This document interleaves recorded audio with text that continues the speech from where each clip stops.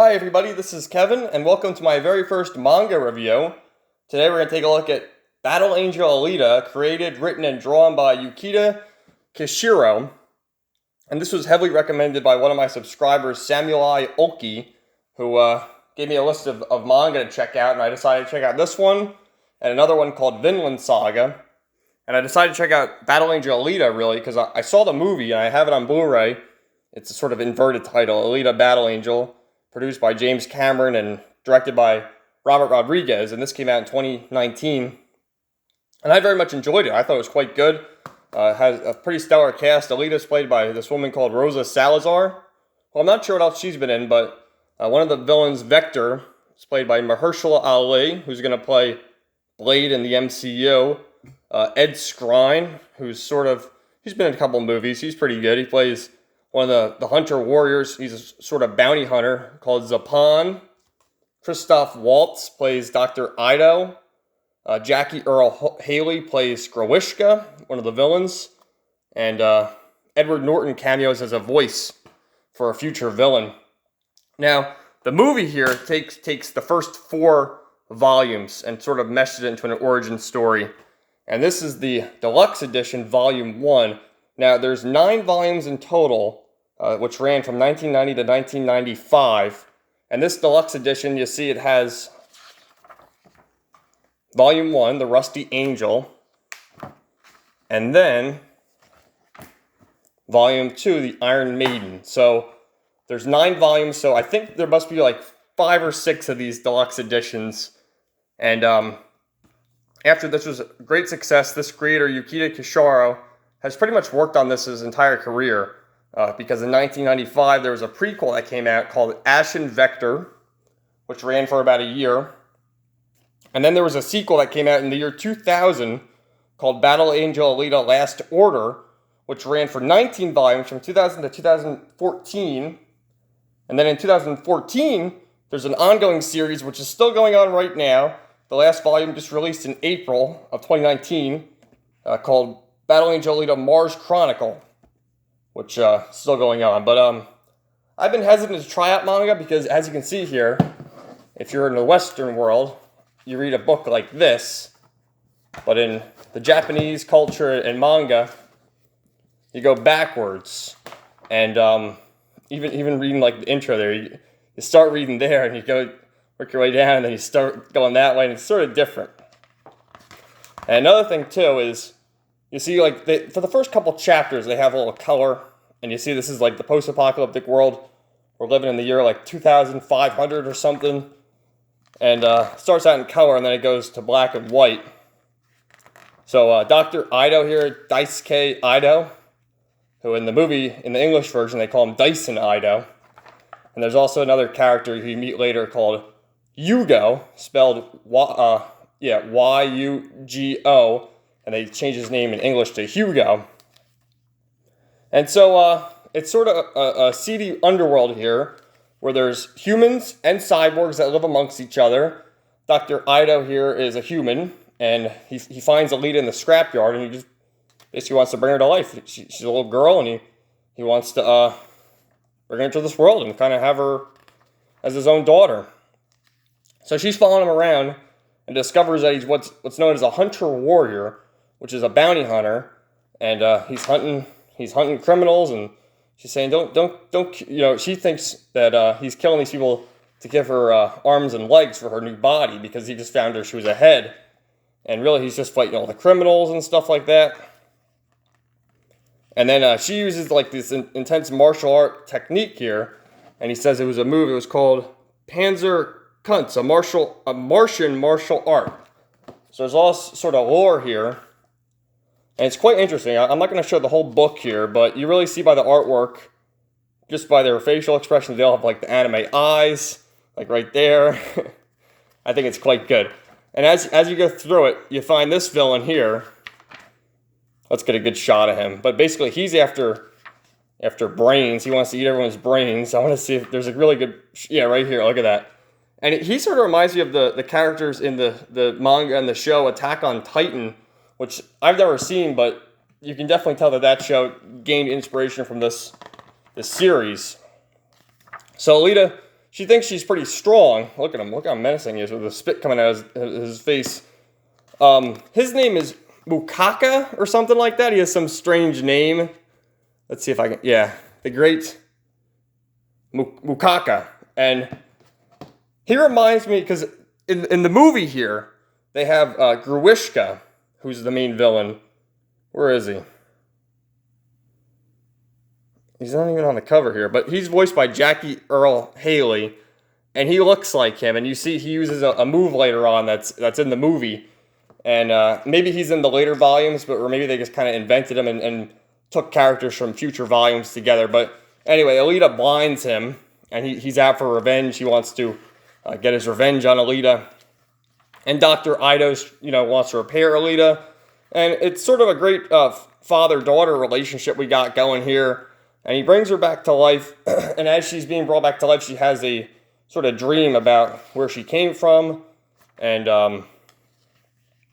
Dr. Ido has this berserker body in his storage, and from an ancient race of warriors. And he gives the body to Alita, because she had that martial arts technique. So he says, well, it's fit for her. And as she gets this new body, she basically gains sort of her memories back, and that she was a warrior from the ancient times.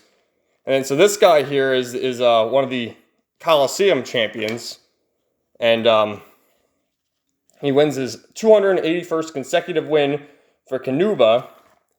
And that guy, Mukaka, sneaks in there, and after Alita defeated him, he turned into like a snake, and literally and figuratively. And he takes like the shape of this old lady, and he sneaks into this guy's back, into his spinal cord, and creeps in on his neck. Look how creepy and great that artwork is. But he sneaks in there and takes control of Kenobi, to take control of his body. And you see he rips his head off. And he gets control of his gauntlet on his hand, which shoots all his fingers as sort of projectiles. So this is the Hunter Warrior Bar, the Kansas Bar. And Dr. Ido and Alita go there to tell all the Hunter Warriors, we need to stop Mukaka now. He's the great threat to us. And you get introduced to Zapan here, who's sort of the sort of leader of the Hunter Warriors in the bar. And he's like, look, we're not going to... That's a death wish. I don't care how high the bounty is. We'll take care of everyone else. So Alita just starts roughing everyone up, showing everyone how strong she is. And it's just great. There's really not a whole lot of talking. You kind of just get the story told in by looking at the pictures. And it's a very fast read. And very good plot. So Mukaka shows up as the new samurai here, and everyone's fooled. They think that he's the Coliseum warrior, and then it reveals his face, and he's, Alita blinded him earlier, and he wants his revenge on Alita. So he wreaks havoc here. This artwork with the color is really quite good. Look at that. The Texas standoff there. So his whole thing, he wants brain. He just wants to eat everyone's brains. He's totally nuts.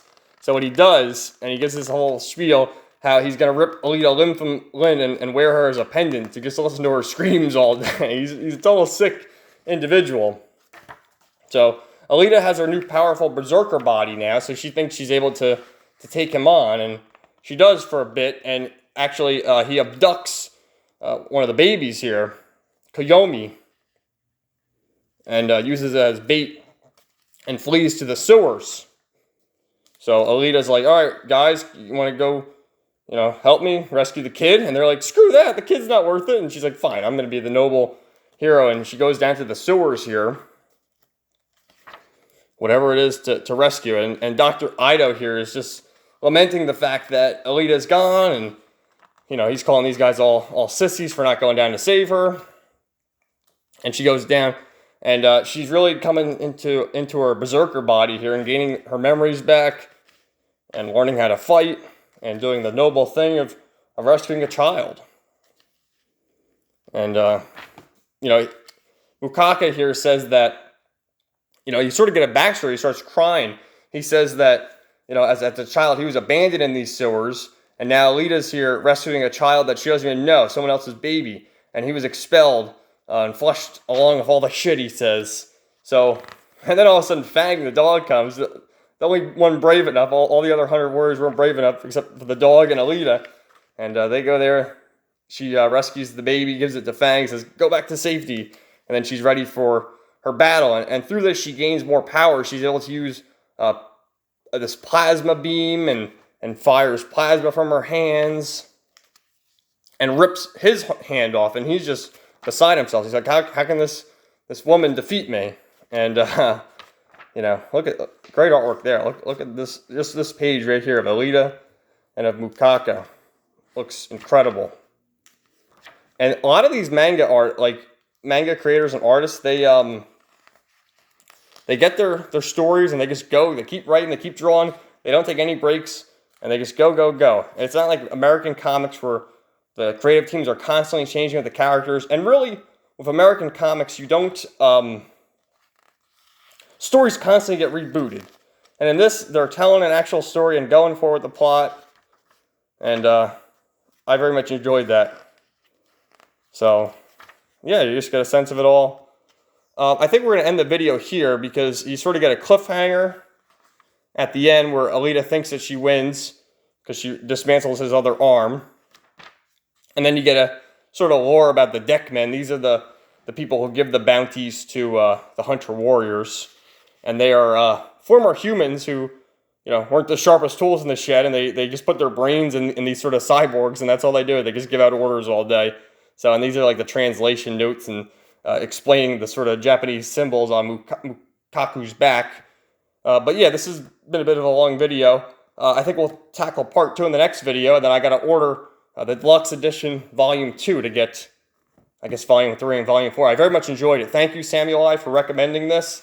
Look forward to my review of part 2 later on in the week.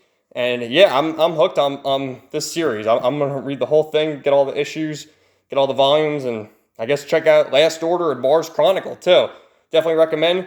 I got this online for like $22, but it retails for $29.99 by Kandasha Comics. I guess you can go to that website, or you can look on Amazon, or In Stock Trades, or wherever else you would buy books. But yeah, look, you even got a thing from James Cameron. I guess James Cameron read this back in the day, in the 90s probably, and because actually the foreword here, by, who did the foreword?